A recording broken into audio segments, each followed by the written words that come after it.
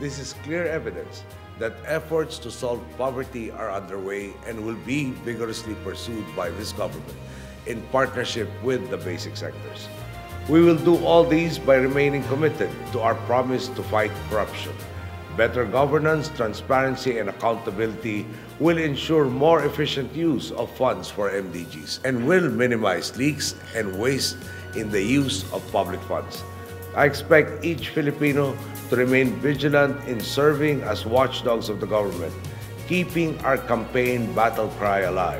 The end of corruption is the end of poverty. A nation is only as good as its poorest people. What we become then as a nation depends on our ability to provide the needs of our most vulnerable, ensuring a foundation for a more sustainable and prosperous tomorrow. We have already proven that united, nothing is impossible. What we lack in funds, we make up with heart, faith, and a burning and earnest sense of communal responsibility.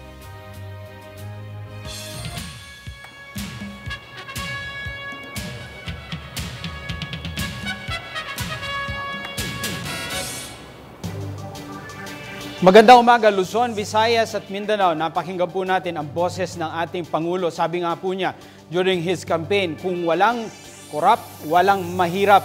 Alam po natin ang relasyon ng korupsyon sa kahirapan na pupunta po sa iilan ang dapat ay napunta sa ating lahat. Pero marami na po ang pilit lumaban dito sa korupsyon. Napakahirap po ito. Because we're talking of what is evil in the human being na pilit pong pangsarili ang iniisip. Pero dapat po ito labanan. Hindi po pwedeng manaig ang korupsyon. Hindi po pwedeng manaig ang kasamaan. Paano po lalabanan ng ating administrasyon ang korupsyon? Sino po ang namumuno nitong fight against corruption? Importanteng pag-usapan yan, kaya nagbuo ng cluster ang ating Pangulo within the cabinet para ito ay talakayin. This is Pilipinas Natin, the fourth installment of our series on the Philippine Development Plan. At sa araw na ito, narito po tayo sa Kalayaan Studio, sa Kalayaan Hall ng Palasyo ng Malacanang at tututukan nga po natin ang good governance and anti-corruption. Kasama po natin dito sa studio ating Malacanang Press Corps and some of our studio guests. Makakasama rin po natin from our remote points ating mga kababayan sa Marikina City at Olongapo City. Para naman po sa ating viewers at home, yung nanonood ng telebisyon, you can join us by sending in your comments and questions through our Facebook and Twitter page. Napakaganda po. Ako ay excited dahil ako po ay produkto ng gobyerno. Pinalaki sa sikap ng aking mga magulang na nagtrabaho sa gobyerno, nag-aral sa mga public school hanggang makatapos ng college. Kaya pong ayusin, pwede po talagang lumago at mag-produce ng mga magagaling na individual. Pero dapat hindi tumatagas. Kaya makakasama natin ang ilan sa mga members ng cabinet ng ating Pangulo para ikwento sa atin kung ano ang kanilang plano para manaig against corruption. Ang ating pong Pangulo, ang mismong chairperson, but with us today, our Cabinet Secretaries, DBM Secretary Florencio Butch Abad. Hi, Mark. Magandang umaga po. Department of Justice Secretary Leila De Lima. Good morning. At Department of Public Works and Highway Secretary Rogelio Babe Singson. Magandang umaga po sa inyo, ma'am and sirs. Magandang umaga. Para po ikwento sa atin ang overview kung bakit po nabuo itong cluster na ito, kung bakit ito po ang mga miyembro at ano po yung mandato nila galing sa Pangulo, let us give the floor to Secretary Butch Abad. Secretary Abad, sir. Ay, magandang umaga, Mark. Magandang umaga sa lahat ng nanonood at sumusubaybay sa ating programa ngayong umaga. Kailangan siguro, Mark, balikan natin ang pinagmulan ng administrasyon na ito. Alam naman natin yung ating Pangulo, hindi naman niya pinanaginipan, no? Binalak na magkandidato bilang Pangulo, pero matapos yumao yung kanyang mahal na ina, si President Cory, katakataka, nagkaroon ng malawakan at laganap na kumbaga kampanya na kumbinsihin ng ating Pangulo na magkandidato. At ang kanilang isang mensahe lamang, sabi nila, gusto naming muling mangarap, gusto naming muling bumalik ang isang gobyerno na pwede natin pagkatiwalaan. At ang daing nila pangunahin ang laganap na korupsyon at pag-aabuso sa poder. Kung kaya't nung nagpa siya ang ating Pangulo na magkandidato, binuo niya yung kanyang plataforma de gobyerno na kanyang tinatawag na social contract with the Filipino people. At dito, pinagbatayan ang programa at mga proyekto na kanyang inilulunsad sa ngayon. Kamakailan lamang, kanyang binalangkas at in-issue yung Executive Order number 43 kung saan nakalahad ang kanyang direksyon ng kanyang gobyerno at ang kanyang mga prioridad dito sa 5 taon pang nalalabi ng kanyang panunungkulan bilang isang Pangulo. At ang kauna-unahan dito sa prioridad na ito ay yung anti-corruption, transparent, accountable, and participatory governance. No? Yung pangalawa, yung sinasabi niyang poverty reduction and the empowerment of the poor and the underprivileged. Yung pangatlo, yung rapid, sustained, and equitable economic expansion, yung paglago ng ekonomiya. Yung pang-apat, yung pagtatapos ng proseso ng kapayapaan sa dalawang grupo na patagal nang lumalaban sa gobyerno, ang Communist Insurgency at saka ang Muslim Secessionist. At kabilang na rito, yung pag-iral ng batas sa ating bansa. Kaya mahalaga rito yung judicial reform at yung pagsasaayos ng modernisasyon ng pulis at ng military. At yung panghuli, yung pagtitiyak na yung ating physical environment, yung ating ay merong integridad at ating nabibigyan ng pansin yung tinatawag na climate change mitigation at adaptation. Ngayon, mahalaga yung merong dahilan kung bakit inuna ng Pangulo yung anti-corruption and governance. Kasi dito talaga nakasandig ang kanyang panunungkulan bilang Pangulo. Kasi sabi ng mga taong bayan, maski na yung mga negosyante sa Makati, ito yung pangunahing problema ang hinaharap ng ating bansa sa ngayon. At sabi nga ng mga mahihirap, ang isang pinanggagalingan o ugat ng kahirapan namin ay yung katiwalian sa gobyerno. At para idiin at ipakita sa taong bayan kung gaano kahalaga ang prioridad na ito, ginawa niya yung kanyang sarili bilang cluster head. Para sabihin na hindi lamang number 1 ito sa aking prioridad, ako pa yung number 1 corruption fighter. Okay. Kaya makikita natin na sa mga pahayag niya, hindi nawawala yung itong anti-corruption diin na nilalagay niya sa paglaban sa pag-usig sa korupsyon. Medyo matagal na rin po, Sec, itong ating pagnanais na manaig against corruption. Pero nagawa po nila sa Hong Kong, nagawa po nila sa ibang bansa na talagang drastic yung pag-reduce ng corruption over a shorter period of time. Ano po ang masasabi nating pinaka-general strategy ng ating cluster or ng ating Pangulo para paglaban sa corruption? Alam po natin, meron kang systemic problem and the human problem. Paano po ito lalabanan, Sec? Well, ang unang-una dapat dyan, meron tayong closure dito sa mga symbolic cases of corruption.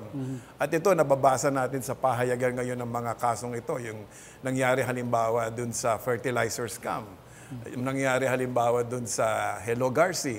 Ito kasi, ang isang problema ng ating bansa, sa tagal ng panahon, hindi nila nakikita na meron nakakasuhan at meron nakukulong. No? Dito sa mga tinatawag na symbolic cases. Kaya importante na yan, tugunan natin. Pangalawa, kinikilala rin natin na ang problema ng korupsyon, nakaugat yan sa yung sinasabi nga nating systemic o structural. Correct. Lalong-lalo na yung mga sistema na nagdudulot ng kahirapan. Kung saan nagagamit halimbawa ang poder ng gobyerno para ang iilang tao lamang na nasa politika o di kaya naman may kapangyarihang pang-ekonomiya ay siyang nakikinabang sa poder at sa mga kaban ng ating gobyerno. Kaya dapat natin yan tignan at dapat natin yan bigyan ng solusyon. Hindi lamang yung nakikita lang natin na kumbaga dulot o simbolo ng corruption, kundi mismong pinagkakaugatan nito. Sec, marami pong tumututok sa mga pangyayari over the last how many days. At meron nga pong nanawagan na palitan daw yung gobyerno. Medyo critical po yun. Pero ang question ko nga, itutok po natin dun sa sistema, yung nabanggit nyo pong system or structure. Sa tingin nyo po ba, dahil matagal na tayong lumaban dito, ito po bang sistema ng panggobyerno na meron tayo ngayon is capable of stamping out corruption? At lalo higit pa ang pamahalaang Aquino. Dahil ang unang-una, may tiwala ang mamamayan na pwede niyang gawin ito. At pangalawa, meron siyang, kumbaga, track record. Doon na lamang sa inumpisahan ng kanyang ama, sinundan ng kanyang ina, at siya na mismo. Hanggang ngayon, wala kang, pakinggan mo yung sinasabi ng mga nasa oposisyon, wala kang madidinig na sinasabing ang Pangulo natin ay corrupt. Yun, talagang tinatanggap nila na ang ating Pangulo bilang huwaran ay kaya niyang gampanan ng problemang ito. Okay. Sec, ang atin po bang mga members of cabinet? Kasi posible nga merong nag-iisip, well, mabait yung ating Pangulo pero yung mga taong nakapalibot sa kanya, lagi po yung nababanggit sa ating mga barberohan, sa ating mga kwento-kwentuhan. Would you say, Sec, that the people can be confident that the people surrounding the President now, helping him govern, are people that can be trusted na hindi po talagang mangungurakot? Well, ang ating Pangulo naman, hindi lalayo ang kanyang pwedeng magagawa.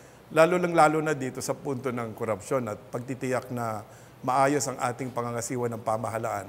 Kung hindi siya sinusuportahan at tinutulungan ng miyembro ng kabinete na hindi lamang merong kakayahan, may karanasan, kung hindi kinikilala rin ng lipunan na walang bahid ng kanilang panunungkulan. Hindi lamang sa ngayon, kung hindi noong mga nakaraang pagkakataon na sila'y nabigyan ng pagkakataong manungkulan sa gobyerno. Opo. Sec, ang ating DBM, kayo po yung nagdi-disburse ng pondo ng gobyerno. Kumbaga, yung finance ang nag-allocate, nagsiset ng polisiya, pero yung talagang nagre-release nitong pondo na ito, ang inyo pong opisina. Hindi po natin may kakailan na merong mga kwento-kwento din po na merong palakasan, may naglalakad, at nagiging source yung corruption, pati yung SARO daw, or yung pag-release pa lang nung allocation release order, nagiging pera na. Ano po ang pagbabago, Sec?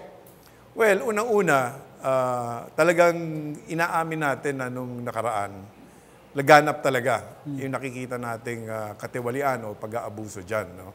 At yun naman ay hindi lamang dahil sa DBM, kundi mayroong pinanggagalingang mas mataas na nanunungkulan dyan. No? At ang sinasagawa natin ngayon, na pinakamahalaga, ay binubuksan natin sa publiko ang mga gawain ng hindi lamang ng DBM, kung hindi ng mga ahensya sa pamamagitan ng pagtitiyak na lahat ng transaksyon, nakalagay ito sa GAA natin, ay nasa website ng DBM at ng mga ahensya.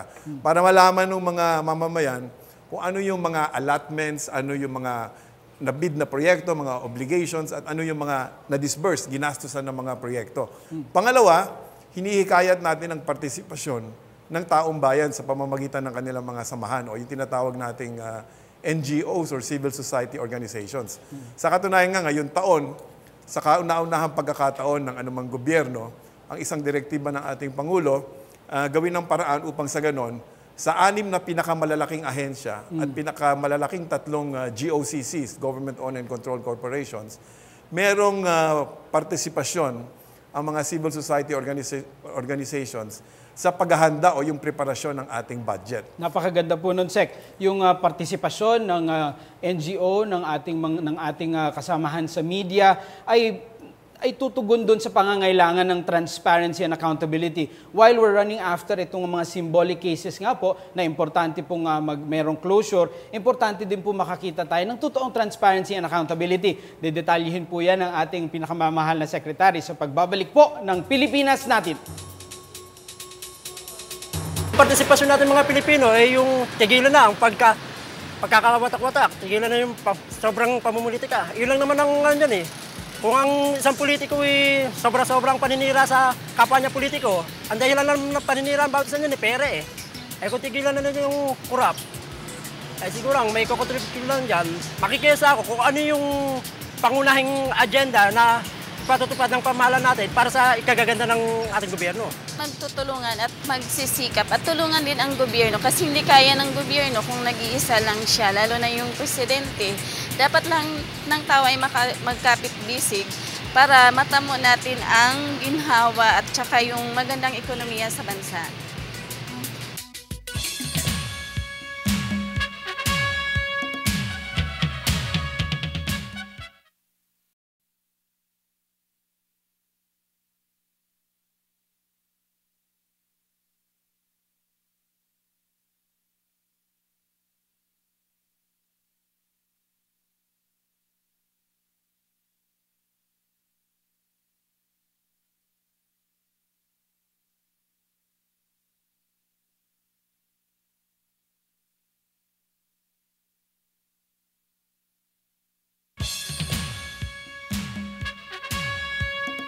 Upon signing by the President, the new law shall be known as Republic Act 10149, based on the harmonized version of Senate Bill number 2640 and House Bill number 4067, entitled An Act to Promote Financial Viability and Fiscal Discipline in Government-Owned or Controlled Corporations, and to strengthen the role of the state in its governance and management to make them more responsive to the needs of public interest and for other purposes.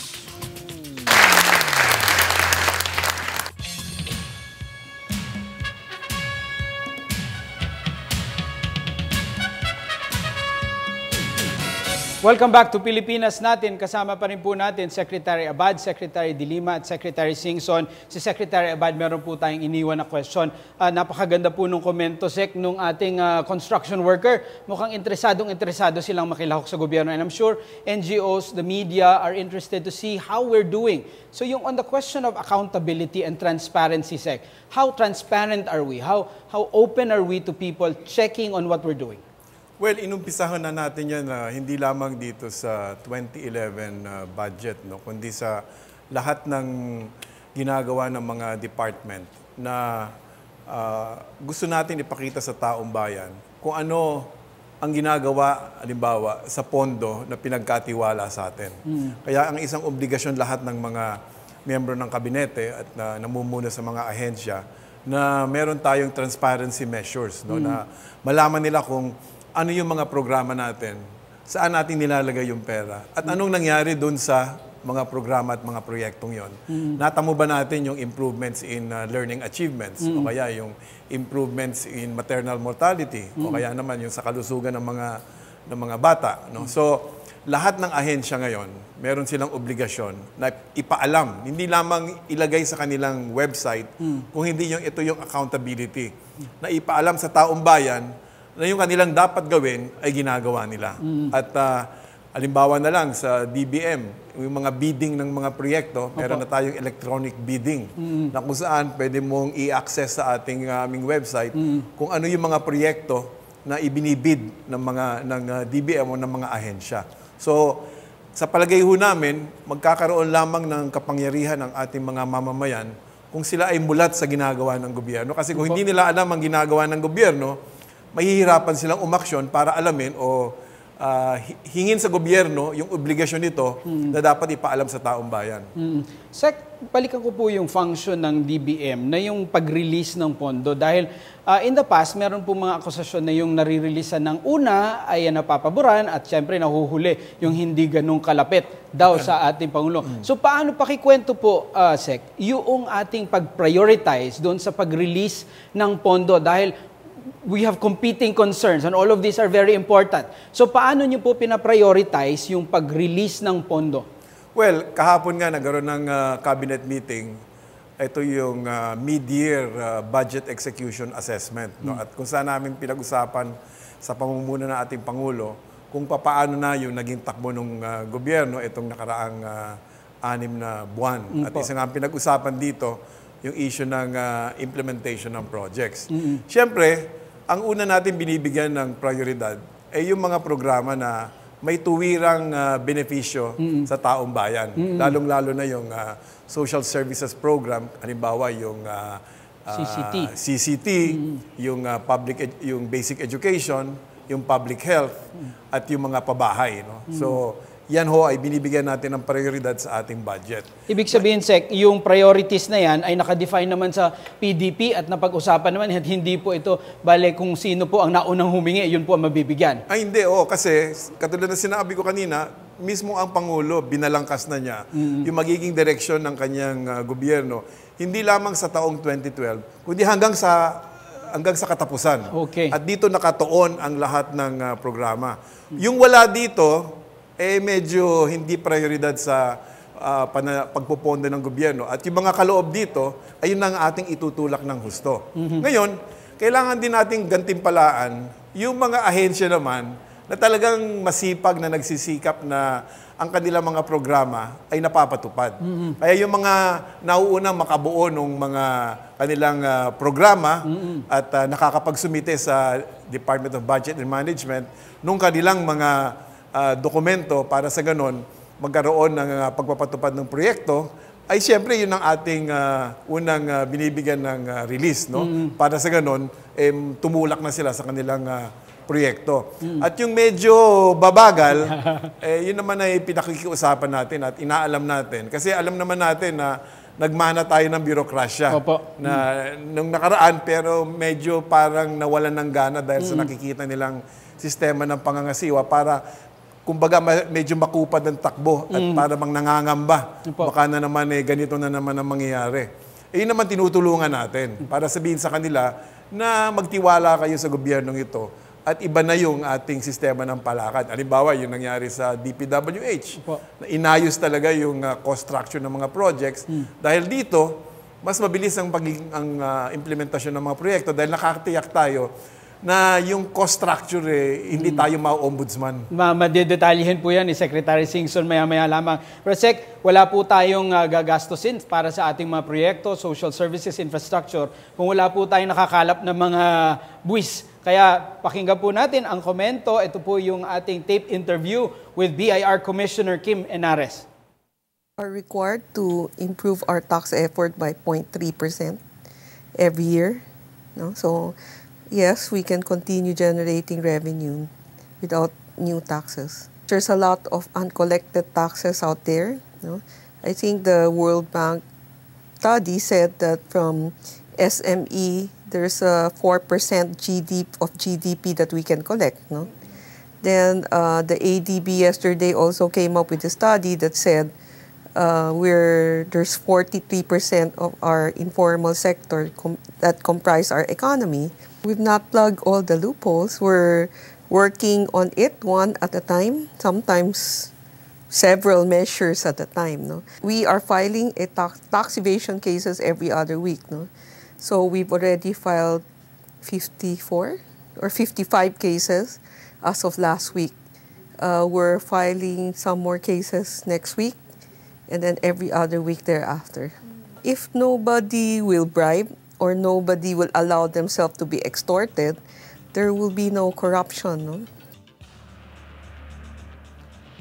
Yan po ang ating interview with Commissioner Kim Henares ng BIR. Anong BIR po? Sec, ano po ang inyong tingin sa progress ng pagbabago sa BIR at ano po ang inyong tingin dito sa trabaho nga po ni Commissioner Kim sa pagkolekta? 43% informal sector, they're trying to increase the collection rate without raising new taxes. Well, unang-una, mismo kami sa DBM nakikita namin yan na kung tama lang ang pagpili ng proyekto, kung walang katiwalian, at kung mabawasan natin yung inefficiencies, ang laki ng maitatabi natin na pwede pa nating idagdag dun sa nakasaad sa ating GAA. Halimbawa, ngayon na lamang unang 6 na buwan ng taong ito.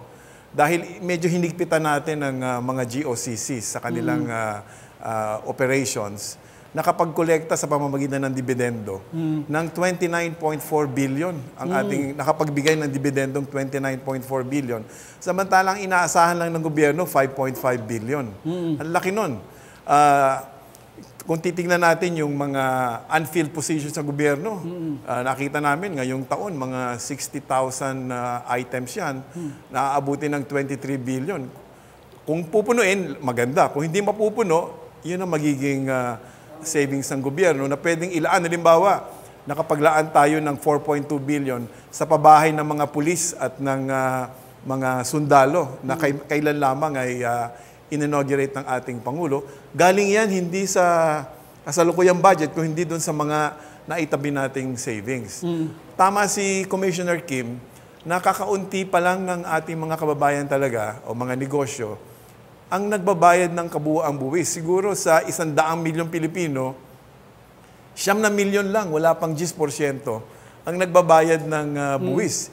Isipin natin kung mapalawak natin yung ating tax base, di lalong malaki ang panggagalingan ng buwis na panggagalingan naman ng mga serbisyo. Kaya nakikiisa kami at malaki ang pagsaludo namin kay Commissioner Kim kasi talagang dahil sa paghihigpit niya sa pangungulekta ng buwis, lumalaki yung ating koleksyon at dahil naman sa paghihigpit ng ating paggastos, nasasaayos naman yung paggastos. Kaya yung ating yung deficit, pababa ng pababa taon-taon. At kaya nga sabi ng mga ratings agencies, isang malaki kung bakit nanunumbalik ang tiwala ng investor sa Pilipinas ngayon ay dahil dito sa tinatawag na fiscal consolidations. Gumaganda ang koleksyon, umaayos ang gastos. At hindi na nga daw po pwedeng sabihin na bakit ako magbabayad ng buwis, ininanakaw lang ng mga leader gobyerno. Siguro this is a great time for us to really think of the country dahil importante po yung buwis sa pagpapatakbo ng ating mga programa. At this point, Sec and the panel, let's go down to a city. Napakaganda po nitong syudad na ito, north of Metro Manila from Olongapo City. Let us welcome Mayor James Bong Gordon. Mayor James, good morning. Yeah, good morning. Good morning sa inyo dyan sa studio, sa lungsod ng Olongapo, sa Zambales, sa buong Pilipinas. Ang tanong ko po ay, ang era share ng Olongapo City ay bumaba na ng 30 million pesos para sa susunod na taon sa 2012 dahil sa shortfall ng national government collection. Bukod po dito, may nakaambang dagdag na pagbaba pa ng share ng Olongapo kapag tuluyan na convert bilang mga syudad, ang 16 municipalities na kini-question ngayon sa Supreme Court. Kung magiging ganap na lungsod ang naturang 16 municipalities, malaki ang magiging epekto nito sa pondo na inilalaan namin sa basic services. May gagawin po ba at hinihiling namin na pakigawan naman po ng paraan po ng DBM na mapalitan ang nawala o kakulangan pondo para naman patuloy naming maibigay ang magandang serbisyo sa mga mamamayan namin dito sa Olongapo. Maraming salamat po. Maraming salamat. Yan po si Mayor James Bong Gordon ng Olongapo City. Pakisagot po, Secretary Abad. Well, unang-una, yung pinagmulan ng pagbaba ng National Internal Revenue Collection ay hindi ho dahil nagkulang ang ating gobyerno. Ang batayan ng collection yung revenues 3 years before this year, so 2009. Kung matatandaan natin, noong 2009, nagkaroon tayo ng global financial crisis. At dahil dito, bumagal ang takbo ng mga ekonomiya at yung kalakalan. At dahil naman dyan, yung collection natin na pwede nating makolekta bilang National Internal Revenue ay bumaba. Sa katunayan nga, bumaba ng 13 billion. So lahat na apektuhan dyan, pati gobyerno, national government, at mga pamahalaang lokal. At ang pwede siguro nating gagawin dyan, Mayor Bong, siguro tingnan muna natin kung ano yung mga pamamaraan na pwede nating gawin upang sa ganun mabawasan ang gastos nating lahat. At pangalawa, alamin natin talaga kung ano yung mga prioridad na anuman na mangyari, ay dapat gawin ng gobyerno, maaring national government or ng local government. At dun sa mga prioridad na yon, handa naman ang ating national government na makipagtulungan sa mga local government units upang sa ganon, mapunuan yung mga pagkukulang. At gusto ko lamang paalam sa kanya na sa susunod na taon, 2012, higit na pinalaki natin ang investments natin sa conditional cash transfer, sa basic education, sa public health, at saka sa affordable housing projects natin. At doon, pwede ho tayo magtulungan para sa ganon, kung meron kayong kakulangan dyan, pwede nating mapunuan. Napakaganda po. So cost reduction, revenue generation, social intervention. Pero mahalaga po, Sec, ang role ng private sector para po yumaman ang Pilipinas dahil sila po ang nag-create ng pera at ng jobs. Kaya mapunta po tayo sa Makati Business Club. Siya po ay si Mr. Peter Perfecto. Ito po yung ating interview with Mr. Perfecto. Yes, we're trying to get as many corporations as possible as a first step to sign an integrity pledge, which basically says that they will not bribe, they will pay proper taxes, they will treat their employees right, they will take care of the environment, and other aspects, no, in terms of doing better business in the country. Although we're focused on the private sector, we've done the rounds of the government agencies to ask them to support this initiative. And how will they support? By encouraging the businesses or the corporations that they do business with, maybe they tap services of this or that company, to ask them, have you signed the Integrity Pledge? Okay, to make signing the Integrity Pledge part of the requirements of doing business with government. That way, it sends a signal to the business community that, hey, you know, you've got to clean up your act because government is cleaning its act also. Napakaganda po. Yan po si Mr. Peter Perfecto ng Makati Business Club. Sec, nasusuklian po ba yung ating efforts, yung ating sinseridad ng business sector? Dahil the government can only do so much. Mapupuno po yung opisina ni Secretary De Lima ng kaso kung uusigin natin silang lahat at walang tunay na interest na makilahok sa ating paglago. Hindi pwedeng lumago yung ekonomiya kung gobyerno lang ang kikilos. Kailangan natin ng private sector involvement. At nagpapasalamat kami na malaki sa pagtitiwala at confidence ng private sector kasi kung titignan natin yung first quarter investments na pumasok dito sa ating bansa, mga 163 billion pesos nung first quarter. 140 billion pesos dyan galing sa Filipino investors. So hindi pa yan pumapasok yung kalakihan, yung sinasabi nating foreign direct investments, no? Private Filipino investments ang pumasok. Ibig sabihin yan talaga na napakalaki ng tiwala ng ating mga local businessmen na ang gobyernong ito ay talagang tunay na magpapatupad ng pagbabago. Kaya itinataya nila yung kanilang kapital para makatulong sa paglago ng ating ekonomiya. Palagay ko, yan ang isang pinakatuwiran at maliwanag na katibayan na ang private sector, malaki yung pag-asa na ang gobyernong ito ay tunay na magpapalago ng ating ekonomiya. Gaya nga ng sabi ng ating Presidente, Sec, pwede nang mangarap. At mukhang nangangarap na at nagiging daring na rin yung private sector. For your final thoughts, Sec, dahil sa pagbabalik natin after the break, kakausapin po natin Secretary De Lima ng DOJ.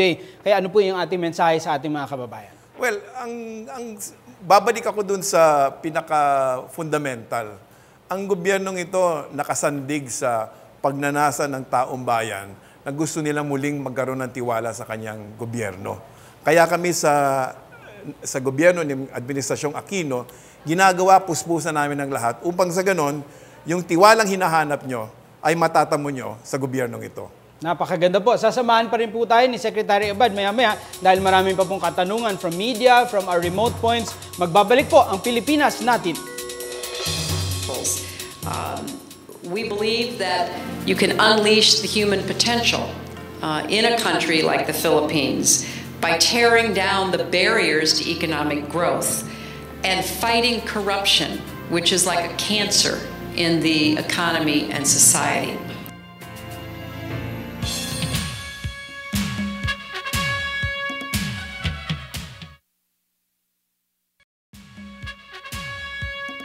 Kung titignan, halos wala nang nangyayari. Kung meron mang nangyayari, is very minimal. More on corruption pa rin. Just like yung sinabi nga nila yung sa AFP. Sana mabawasan na yung corruption at saka mabawasan na yung mga mahihirap dito sa Pilipinas.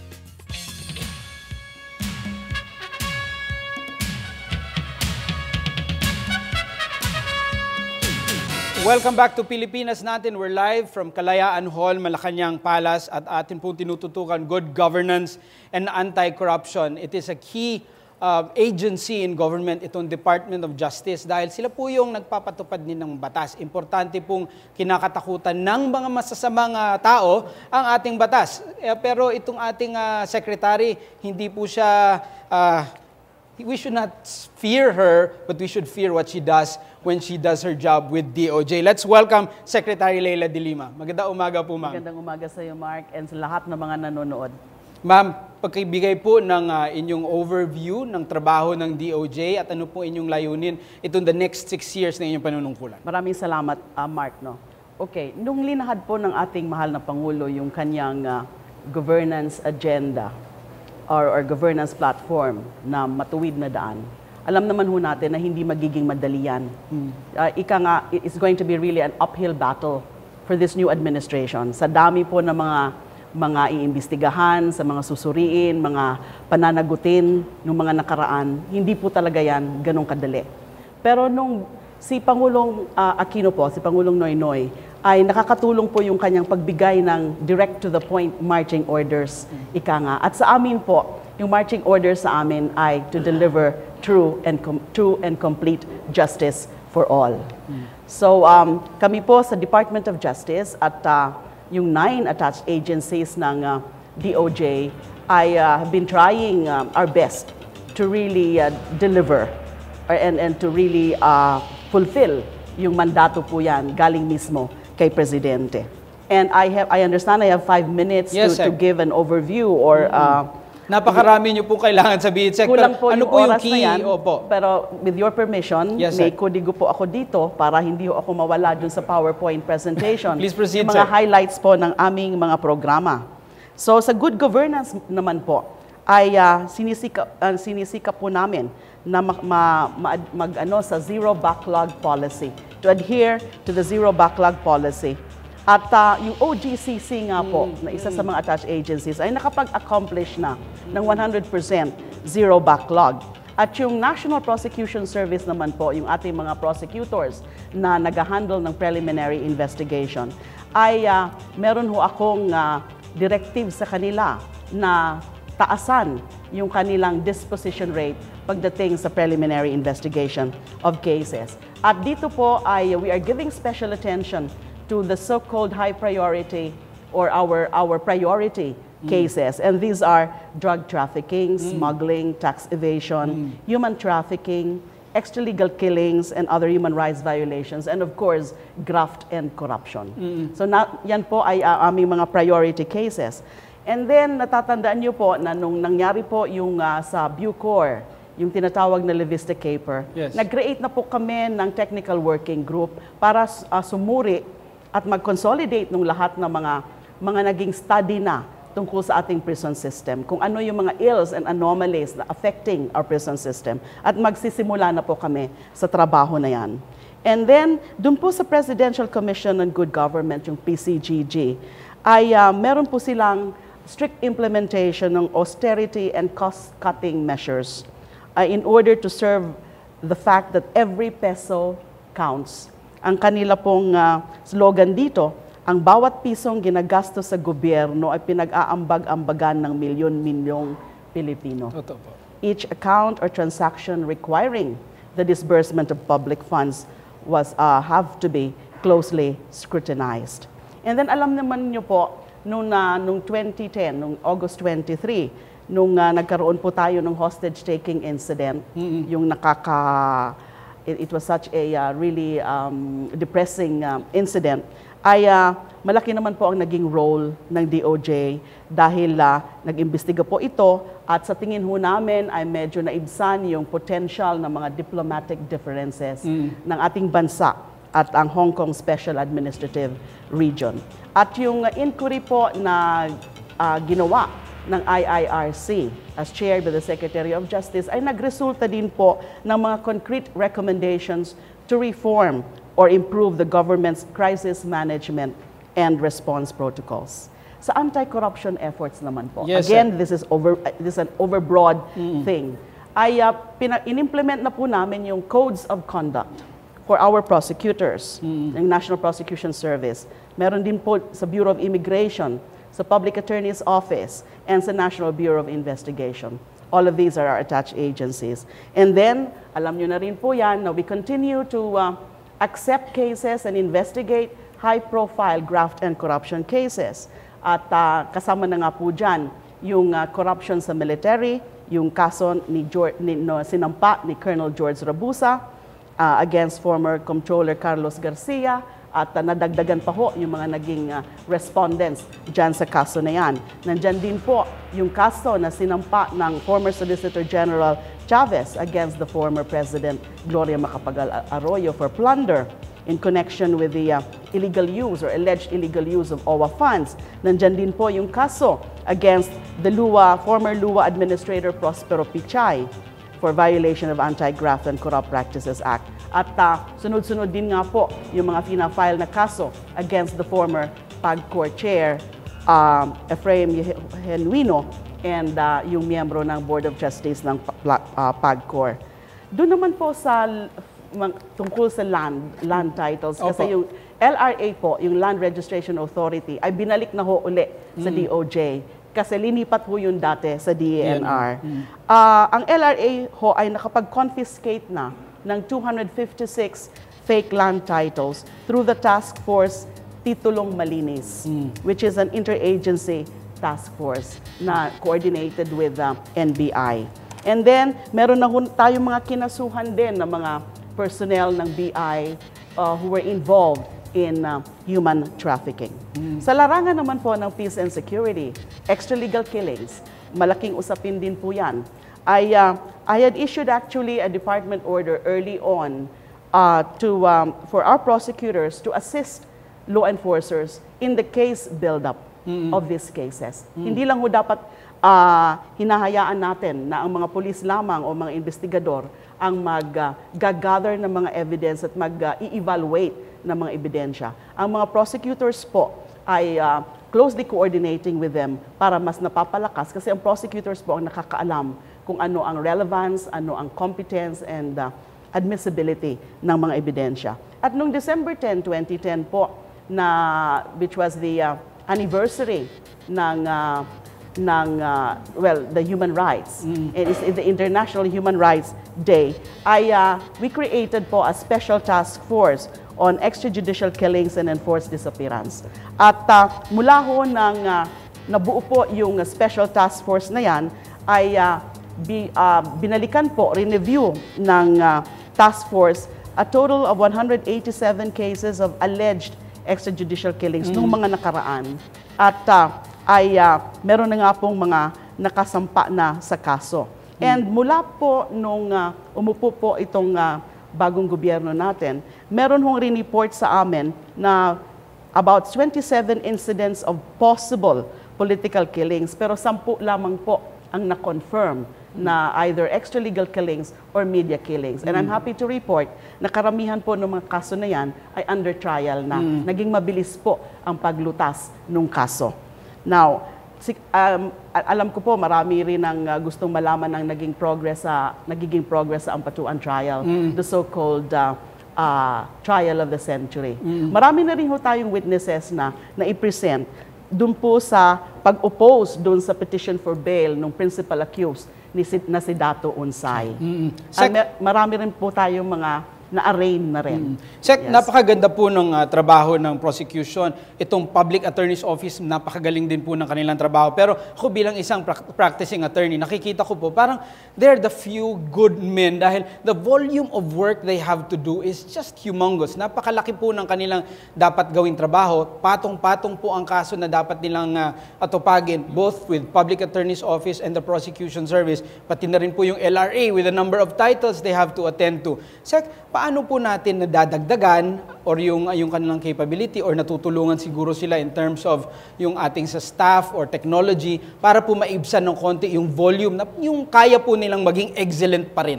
Yes, actually, tama ka dyan na lahat naman itong mga agencies na to ay really competing for the scarce resources. Opo. Pero ang naniniwala po tayo na it's not an excuse. Yes. Na kailangan po siguro dyan is efficient management of these resources. Na dedikasyon ang kailangan, na hindi nagsasayang ng mga resources at ng oras. At kaya continuous naman po ang capacity building ng ating mga tao, whether these are the prosecutors, the lawyers, the state councils, etc. And pinag-uusapan ho namin palagi yan. We have this regular execom meeting and the management committee meetings or mancom meetings na yung mga concerns ng bawat isa sa mga siyam na attached agencies ng DOJ ay binibigyan ng mga solusyon. And nag-uusap po kami kanina ni Sec Butch na lahat ho ata na hiningi naman namin for 2012 yung mga special programs like the organization of the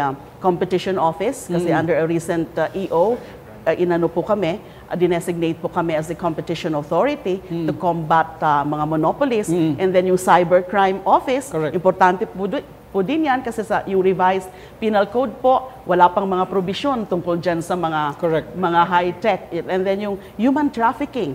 Napaka ano ho ng ating progress natin dyan. Congratulations po, ma'am. Salamat po. And ito po ay trabaho ng mga lahat na ahensya na involved sa IACAT, yung Interagency Council Against Trafficking. Na-delist po tayo dun sa Tier 2 watch list. Although Tier 2 ho tayo ngayon, malaking bagay po yan, pero target ho syempre natin yung Tier 1. And then yung ano po, yung Criminal Code Committee. Nagsimula na po ang trabaho niyan. Kailangan ho natin i-consolidate, i-update yung 1932 pa ho kasi yung ating revised penal code. At si Presidente Noynoy nga po, sinasabi niya, nung congressman pa lang siya, gusto na niya na magkaroon tayo ng modern penal code. Napakaganda. We're starting it already. Napakaganda. Ma'am, at meron pong isang individual na representative of the Chinese community and other concerned anti-crime groups na who has always been there, na tumututok sa efforts ng gobyerno to stamp out kidnapping at ito pang ibang illegal na gawain. Let us watch this interview with Ms. Teresita Ang. Yung first 6 months natin, maganda yung mga developments kasi bumaba yung kidnapping sa Metro Manila. Ang naiiwan na lang siguro yung Mindanao. Medyo malaking problema natin ngayon yung mga heinous crimes, petty crimes, yung ambush, yung pagnanakaw. Dapat talaga yung visibility, yung patrolling, i-improve pa yun. Huwag tayong magsasawalang tibo. No? We were able to address the kidnapping issue kasi nag-umpisang magsalita yung mga victims. No? They started cooperating with the police. Yung citizens siguro talagang they have to cooperate. Mahirap man, kailangan ipaglaban nila. That's one thing that really the government should look into. Especially siguro Secretary De Lima, no? We have sat down with her. She's very, very hardworking and efficient, no? We look forward talaga dito sa reforms sa justice system. Yan po si Ms. Teresita Ang. Secretary De Lima, pakisagot po. Maraming salamat kay Madam Angsi na she appreciates the work of the DOJ.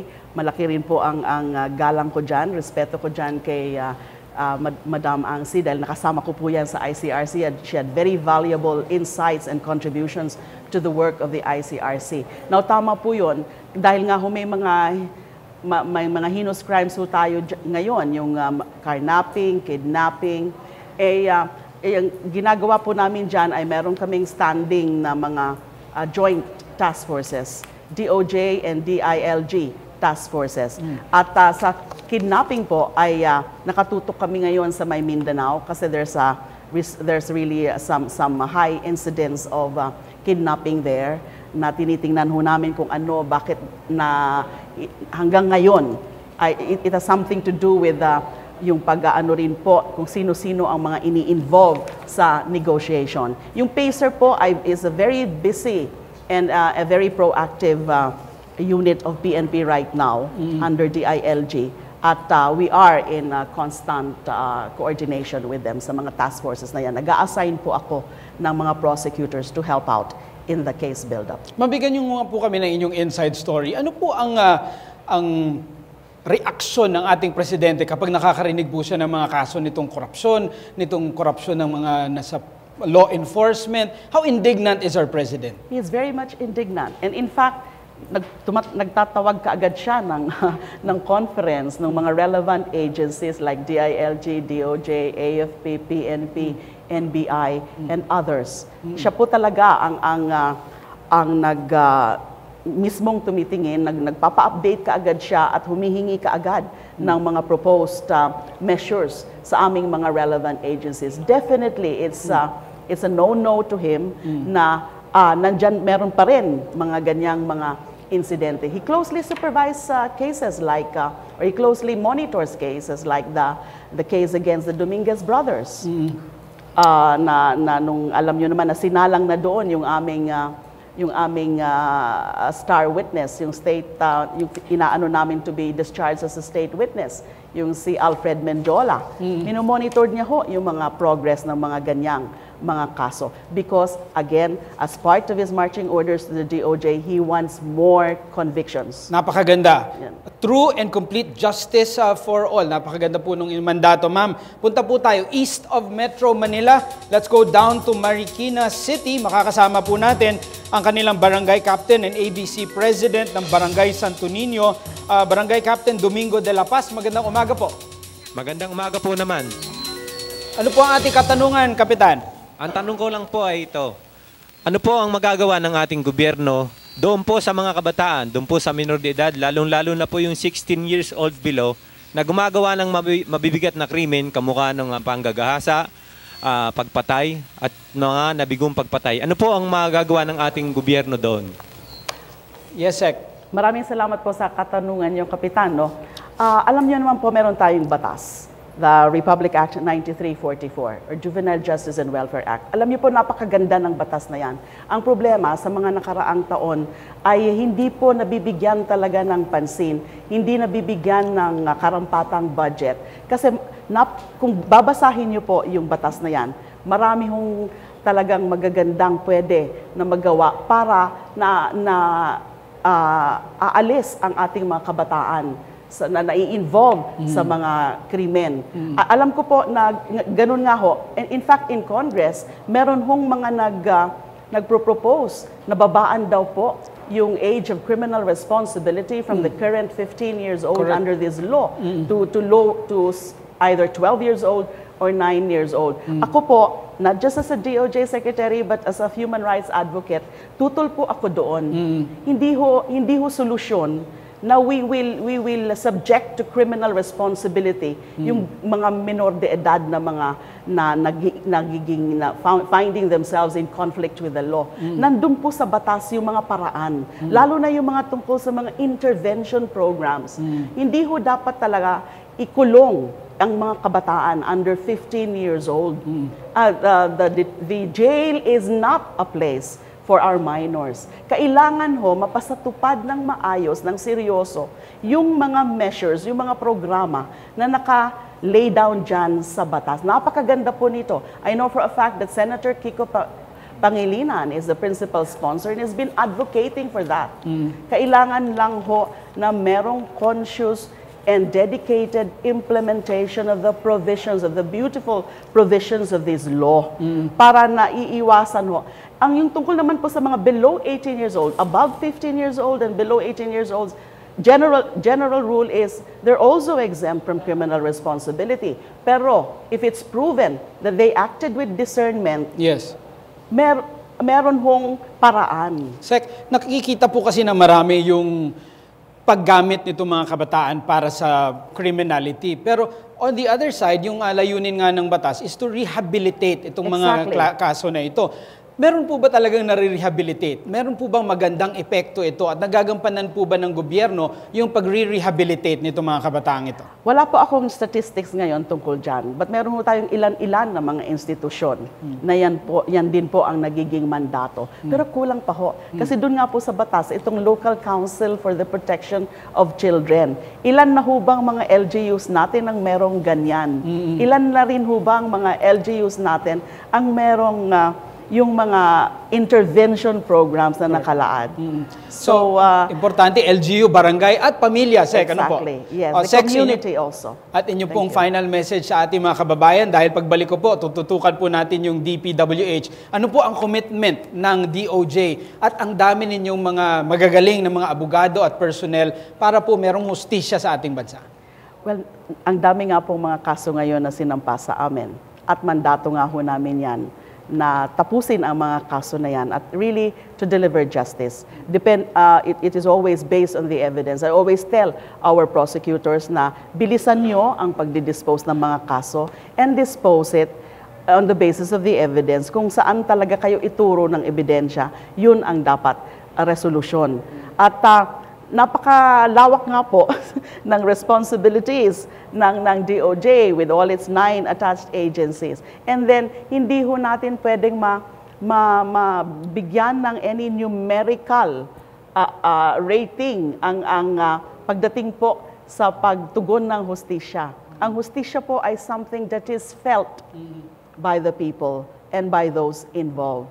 So kailangan lang po, and dahil nandiyan naman po ang very serious commitment namin to always adhere to the principles of transparency and accountability. Okay, yan po si Secretary Laila De Lima ng DOJ. Alam niyo po, hindi po kaya ng DOJ kung sila lamang dahil kailangan po nilang testigo. Kung ayaw po natin magtestigo, ayaw natin magbigay ng impormasyon. Kaya po hindi po nananalo yung mga kaso laban dito sa mga kriminal. Kaya importante i-uphold, ipagdasal at tulungan ang DOJ. Sa pagbabalik ng Pilipinas natin, makakausap natin, dati po ito silang superstar daw po, #1 sa korupsyon. May pagbabago na po ba? Ano po ang dapat dating marinig dito sa ating bagong DPWH sa aming pagbabalik?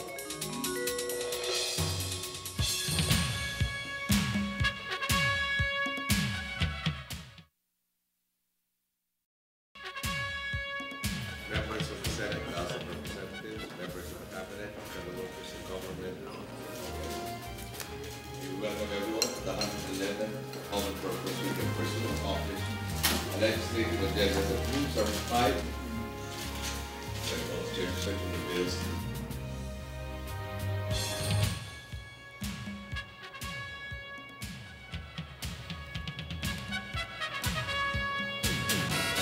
Welcome back to Pilipinas natin. Yung pong videong inyong napanood ay ang Presidente and the Cabinet and some legislators in action, pinag-uusapan po nila kung ano po ang dapat na ipatupad ng mga bagong batas o reform ng mga bagong laws para po matulungan ang ating bagong administrasyon na isulong yung Philippine Development Plan. Nagpapasalamat po tayo kay Kapitan Domingo de la Paz ng Marikina. Nagpapasalamat din po tayo kay Madam Teresita Angsi, kay Mayor James Bong Gordon din po ng Subic, ng Olongapo City for expressing their thoughts. Basahin po natin, ilan po sa ating Facebook comments galing po sa inyo, aming mga tagapanood. From Bing Fajardo, ito po yung ating unang Facebook question.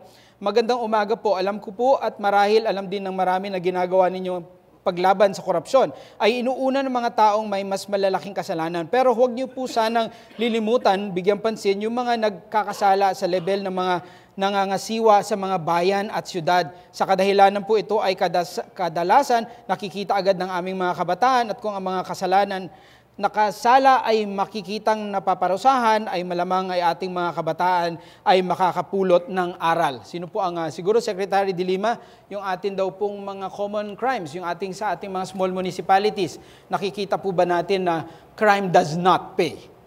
Oh, of course. Siyempre ho, nandyan pa rin ang mga krimen na yan, whether it's a big crime or yung mga common crimes or petty crimes.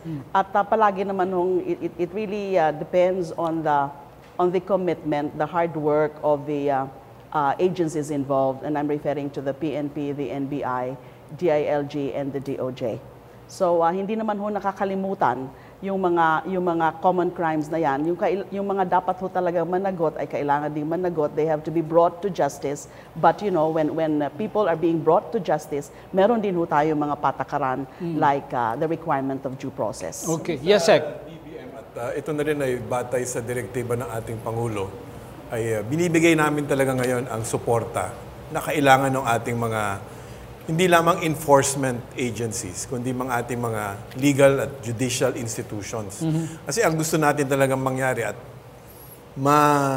madiin sa isipan ng ating mamamayan, kung ikaw ay nagkamali, mananagot ka. Yung bang hindi yung kultura na parang laging may lusot at naghahanap ng lusot at maraming nakakalusot. So dito po, mananagot ang dapat managot. Meron tayong komento, sir. Napakaganda pong comment from Joan Graciano. I am in the Middle East. Does not mean that if walang korap, walang mahirap. Kasi kung hindi naman gagawa ng sariling diskarte ang bawat isa para mabuhay ang maginhawa, mananatili pa rin silang mahirap. Di naman pwede iasa na lang sa gobyerno ang kapalaran ng bawat mamamayan. But in the brighter side, if walang korap, at least gaganda ang ekonomiya ng bansa. Dapat kasi sama-sama tayo para sa ikauunlad ng Pilipinas. Isumbong, dapat kung kilala, may kilala kayong korap.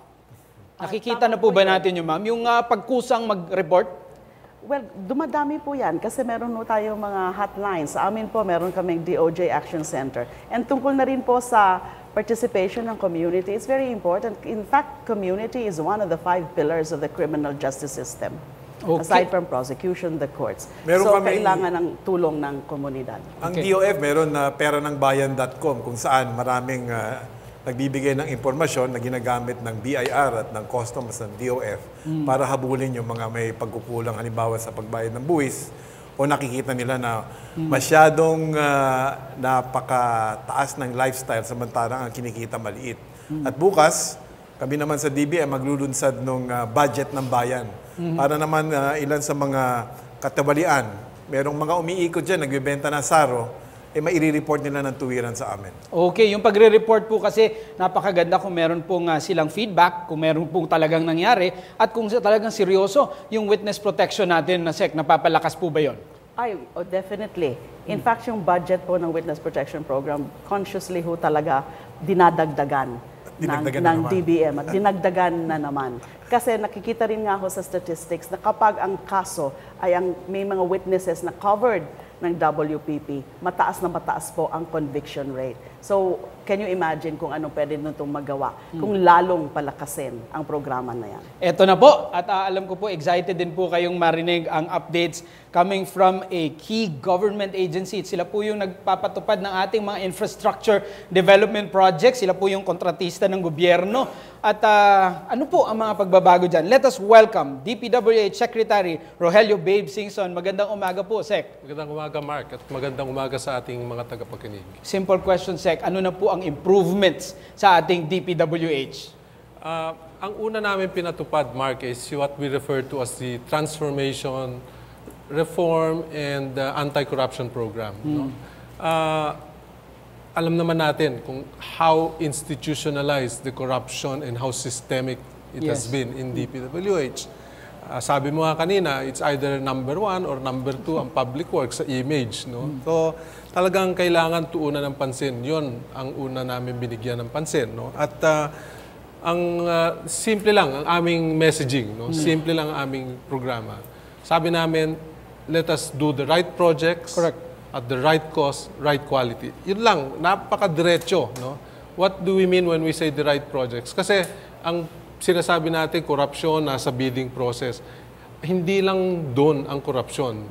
Ang unang pinagsisimulan ng korupsyon ay yung pagpipili ng tamang proyekto. No? Okay, so we said, ito bang ating ginagawa tamang proyekto? Hindi ba yung proyekto dahil malakas lang si ganito at isiningit sa budget natin yan, no? So, right project is the start of this transformation. No? Pangalawa dyan is the right cost. No? Sabi namin, kailangan masinsinan at tunay na bidding. All our projects have to be implemented with full transparency. No?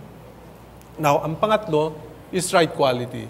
This is where we try to engage the civil society. No? And we have many engagements, we have many agreements with civil society dahil kailangan silang tumulong. Hindi namin kayang bantayan yung 2,000 mahigit na proyekto nationwide. They have to participate.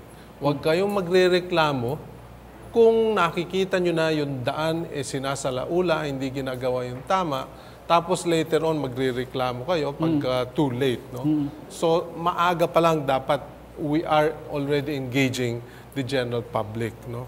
Now, so in terms of really trying to be reduce corruption, talagang nandiyan yung amin pansin. No? Kaya nga siguro, marahil yung mga iba, sinasabi bumagal. No? Sa akin, sa departamento, ang pinakamadali namin gawin ay gumastos. No? Ang departamento has the highest budget na tinatawag nating capital outlay. No? Yung iba, malalaki yung budget nila pero nasa sweldo. No? Pero yung DPWH, nasa proyekto, napakadaling gastusin yan. No? Kung gugustuhin. But the directive is prudent spending. Ilagay sa tamang proyekto. Okay. Sec, may question lang po ako dyan sa right project. Dahil meron pong CDF yung ating mga congressmen. At sila po ay merong persuasion, siguro at least you can call it persuasion, dun sa pagpili ng proyekto. Ano po ang bagong polisiya sa pagpili ng proyekto considering yung meron nga tayong CDF system? Okay. meron na kaming linatad na naaprubahan na ng Pangulo ng priority natin hanggang 2016. No? Napakaliwanag na yan. National roads ang tutuunan ng pansin and the bridges that are on these national roads. No? So hindi na pwede kung saan-saan nila ilalagay. No? So at sabi pa namin, we want to pave all our national priority roads or what we call arterial roads by 2014. Dapat yan ayos na in terms of quality and safety. And then by 2016, all of the remaining national roads, which we refer to as secondary. Nakakalungkot. Mahaba nga yung network natin, 214 kilometers ang ating road network nationwide. 26% lang po ang paved. The rest are gravel, at masama ang kondisyon. Sec, ibig sabihin, kung wala doon sa nilatag nyo at in-identify ng mga programa, automatic disapproved yung kanilang proposal na yon? Meron silang konting flexibility. Binigyan namin sila ng what we refer to as a shopping list of projects. No? Wag naman yung kung saan-saan lang nila gusto kahit hindi kailangan. Yung nabanggit, sir, yung sa pangalawang, right cost, yung ating integridad sa ating bidding process. Siyempre, naririnig din po ng marami na kung in-endorse ni so-and-so na politiko, siya daw po ang pipili ng kontratista doon sa kanilang area. Paano po natin naayos yung bidding process? Diyan ako marami nang nakaaway. Dahil hindi na pwede yung dating gawin. No? Sabi ko, kung may i-recommend na kayong kontratista, papuntahin nyo sa opisina, pasalihin nyo sa bidding. That's the most that we can guarantee nyo. Patas ang bidding, level playing field. Pagka hindi namin nakita na may mga kolusyon pa yan, hihintuin namin yung award. Magalit na kung sino yung magagalit. Kasi yung mga pagli-leak po ba ng impormasyon from the staff itself of DPWH, yung mga nagpapabid, wala na po ba yun, Sec? Fully disclosed na eh. Alam na nila yung budget. Alam na nila kung saan gagawin. We have all of projects are now on our website. No? So at the start of the year, pag na-aproba na yung budget namin, nasa website na, itong proyekto, this is how much is the allocation, at kung kailan uumpisahan. Okay. Sec, punta po tayo sa isang local government leader, Marikina, aking pinakamamahal na mayor, Mayor Del de Guzman. Magandang araw, Mayor. Magandang umaga. Magandang umaga sa Secretary Singson, Secretary De Lima, at kay Secretary Butch, Attorney Mac. Magandang umaga sa iyo. Sa amin sa Marikina, I just would like to know from our Secretary Singson, ano ba ang plano ng national government tungkol sa flooding sa nangyayari, lalo na pagka may bagyo na katulad ng Ondoy dito sa Marikina. At ganoon din, gusto natin malaman kung meron silang plano rin sa clearing ng mga obstruction sa along Marikina River hanggang sa downstream nito. Secretary? Mayor, magandang umaga sa iyo. At ang aming programa dito sa Calacang, Maynila at saka yung surrounding areas, hindi na po pwede yung pasungkit-sungkit na flood control. No? It will not serve a long-term purpose. No? Ang gusto natin is a permanent solution. So dapat tignan natin in terms of a river basin. No? River basin meaning hindi lang yung bukana, no? But more importantly yung upstream. Saan ba nanggagaling yung excess runoff water na yan? No? Kasi kami sa DPWH na nakaraan, dito lang kami sa baba, downstream lang kami nagtratrabaho. Pero kung hindi mo naman naayusin yung upstream, no? Wala kang watershed, wala kang reforestation. Unang-unang ginagawa namin, I have a convergence program with the Department of Agriculture, National Irrigation at DNR.